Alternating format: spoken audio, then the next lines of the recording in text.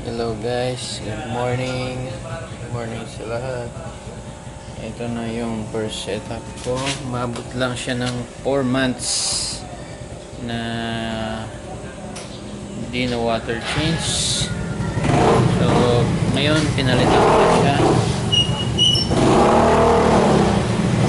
Pinalitan ko na siya ng tubig. Totally water change na siya nung 28.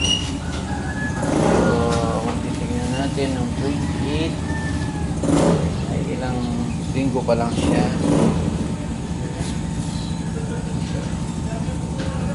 Total cleaning almost 3 weeks 3 weeks na siya. Iniwalay ko na yung moly saka itong mga danyos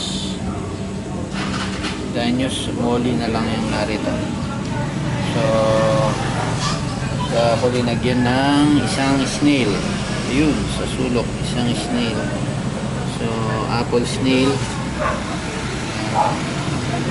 Gaano pa ako ng isda kung anong gandang ilagay pang isda na species nila na hindi sila mag-aaway, hindi sila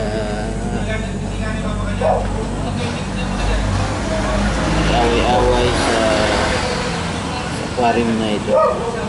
So guys, subaybayan nyo ang aking experiment.